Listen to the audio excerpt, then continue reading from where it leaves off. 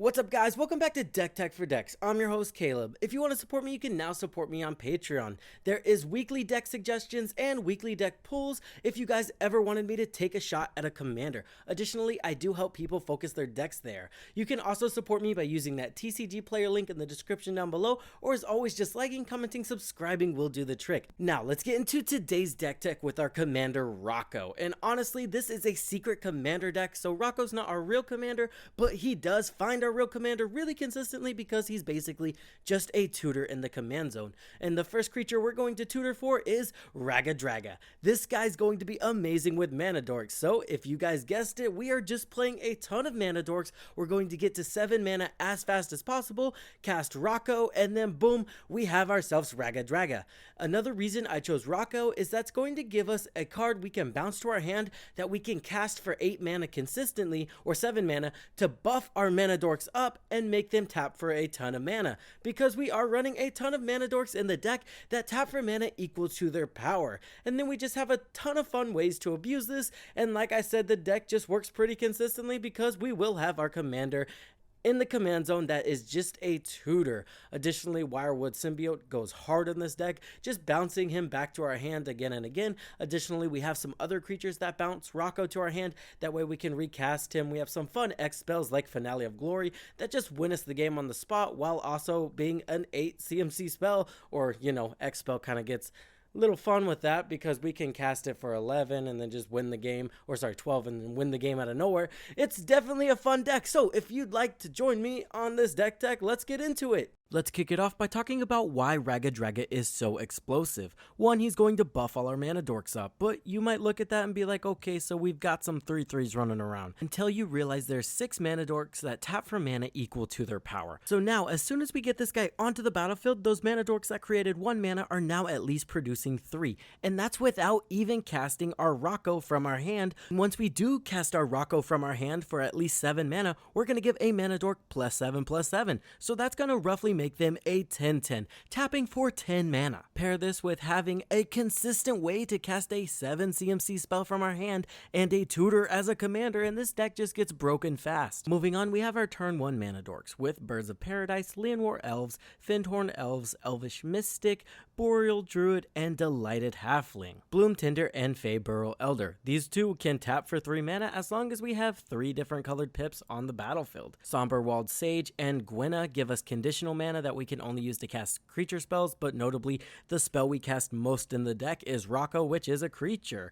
Priest of Titania, there's just a lot of elves in this deck, so she 9 times out of 10 will just add 3 mana to our mana pool.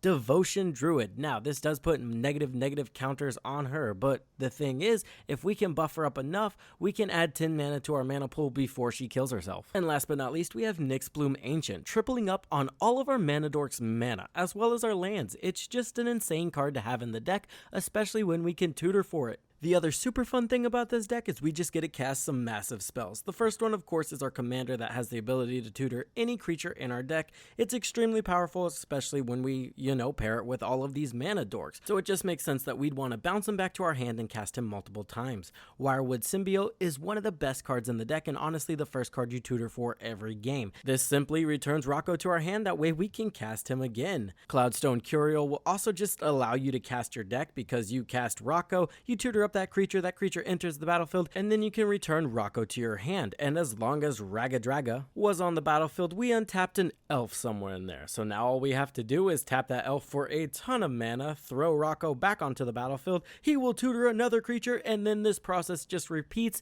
until we have all of our creatures on the battlefield. Notably, we do run haste enablers, so we will just win the game right there. I will say though, the only 3 mana dorks we can do this with is Hornblade Elite, Kami of Whispered Hopes, and Selvala Heart of the Wilds, because they produce mana of any combination of colors. We also run Temur Sabertooth. This one's a little busted as well because our commander can actually tutor for it, and then as long as you're generating enough mana to cast your commander for at least 7 CMC, and then 2 mana to return him back to your hand, you will go infinite because you are constantly untapping that mana dork. If these effects are too powerful for you because your playgroup doesn't run any sort of infinite combos, throwing in a Sun Titan or Celestine of the Living Saint is going to be super solid because they will recur 90% of the deck, since most of the deck is low CMC creatures that generate mana. Last March of the Ints. This deck generates a ton of mana, and the second we can cast this, it's basically game winning. We are going to have some massive creatures due to our raggadragga buffing all of those mana dorks up, and then we're just going to throw a ton of creatures onto the battlefield for free using this card. Genesis Wave. This one works very similarly. X spells will 100% satisfy that spending at least 7 mana on a spell requirement. Ascend from Avernus is going to be very useful, especially when they board wipe all of our tiny mana dorks. With one card, we can bring them all back. It's pretty busted. Finale of Devastation just wins games while buffing up our mana dorks. Exponential Growth. Now, this one's just extremely busted. It's not insane to buff a mana dork up to a 40/40 and just flat one-shot somebody with this card. Additionally, it can just add 40 mana to our mana pool. Busted card, honestly super niche, but amazing in this deck. Awaken the Woods. This will produce a ton of mana dorks and can honestly be game ending with our commander on the battlefield. It can also just allow us to generate a ton of mana. Green Sun Zenith. This will give us the option to tutor up Dryad Arbor turn 1. Additionally, our commander can do that too, but honestly, we're just waiting for that Wirewood symbiote. I mean, why wouldn't we? Green Sun Zenith is just going to be a super flexible card in the deck. Kamal, Heart of Krosa. Now, remember, with Ragga and this onto the battlefield, this will effectively give all of our mana dorks +5 and trample. That's going to be extremely busted and can be game ending. Speaking of game ending, Zapindril. This will not only increase our mana producing ability with those creatures that produce mana judging on their power, it will also just make us a huge threat. Avacyn, Angel of Hope. A huge drop that will give us a lot of protection from anything coming at us, giving all of our creatures indestructible. Clouth, Unrivaled Ancient, because we needed more mana, am I right?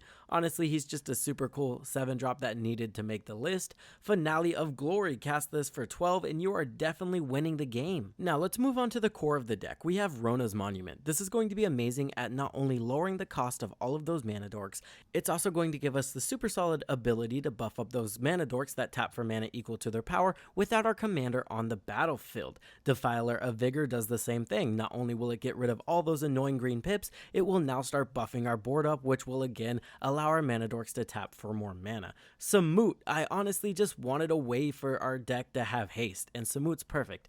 It's a creature, it's super impactful, and it can untap another creature. This can generate an insane amount of mana very quickly. Rhythm of the Wilds, now our creatures can't be countered, and it gives us the ability to have haste again. Xanagos can not only make it to where our mana dorks are just taking players out, but again, we're tapping for a ton of mana. Unbound Flourishing, this is 100% in the deck because of our commander. Spending less mana to get bigger creatures is just better.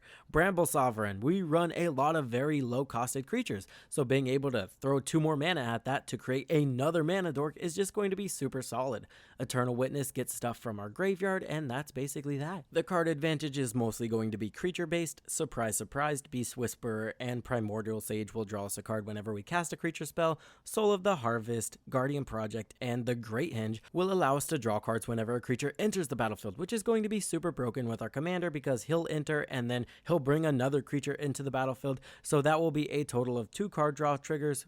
Pretty awesome. It will also buff our mana dorks a little bit, which every little bit counts because buffing a mana dork in this deck is kind of like adding ramp if you're buffing the right mana dork. Additionally, 9 times out of 10, we are only paying 2 green pips for this card, which is busted. Hunter's Insight, we have ways to give trample to our creatures, and we have massive creatures, so it's a no-brainer.